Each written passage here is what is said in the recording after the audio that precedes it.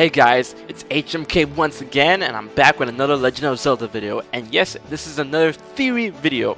And yes, this is another theory video that clashes with an established fact within the Legend of Zelda. Heavy quotation marks.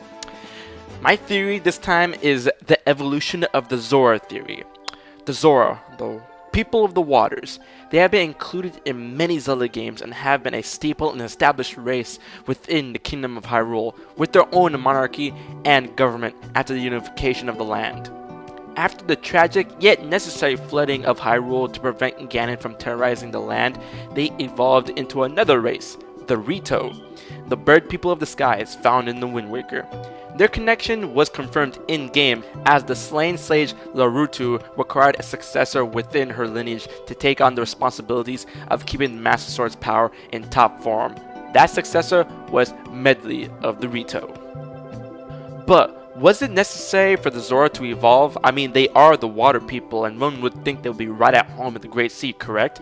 As we have seen Zora living in the oceans with no problem before in Majora's Mask. However, HMK has some ideas why it was necessary for the Zora tribe to evolve. But first, let's talk about the clashing fact, once again heavy parentheses, that I found on the net. There is an interesting excerpt that I found on the net that says the reason behind their evolution is because the gods forced it. The excerpt states, quote, "It is stated in Hyrule Historia that the gods changed them from fish into birds so that the great ocean could remain lifeless and the remains of Hyrule could never be discovered." End quote. However, this has many holes in it. First of all, as any Zelda fan should, I own Hyrule Historia, and though indeed it makes references to the Rito and the Zora, nowhere did I find that it said this. Now, if you guys are able to find it, please leave it in the comment section below, but I was not able to find this in Hyrule Historia. And also, this excerpt has no references, so obviously its credibility is very, very low. As if this were to be true, it wouldn't make much sense.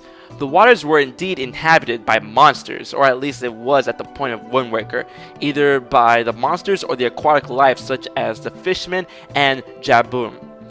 Also, why and how will Hyrule not be discovered? Ganondorf already had an idea where it was when he rose to power once again and he broke the second seal, and I highly doubt any human will be able to find this through conventional means.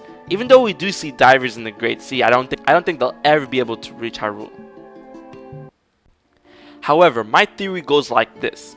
It was indeed necessary for the Zora to evolve because they had little choice in the matter, as their race's existence was at stake. It's no secret that Ganondorf wanted the other two parts of the Triforce, and that he no longer wanted to be opposed. The knowledge of the Triforce of Courage being shattered and plunged into different depths of the Great Sea may have at one point reached his ears.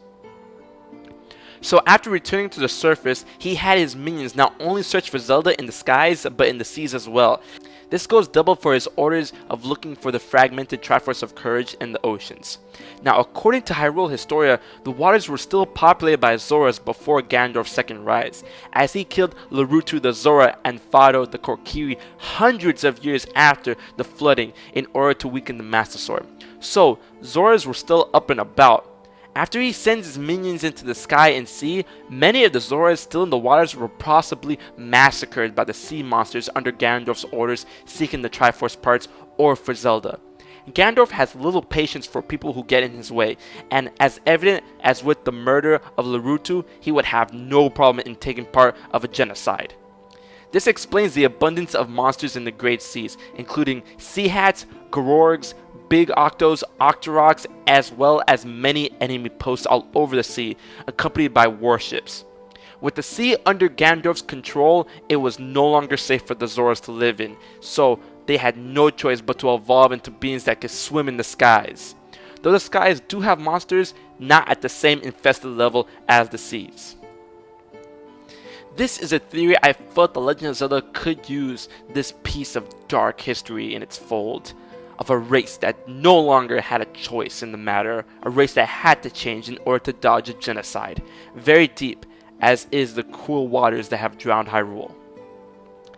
Now, this is just a small theory that was in my head, and I just wanted to bring it out and have it discussed with you guys. As always, HMK loves to talk about theories when it comes to Legend of Zelda, Kingdom Hearts, Super Mario, whatever. And be on the lookout for more Zelda videos on the way, but I just want to squeeze this one in to get you guys thinking about the Zora race. Now, of course, if you have any questions, comments, or concerns, or conflicting theories with my theory, please leave it in the comment section below, guys. I will read all that stuff.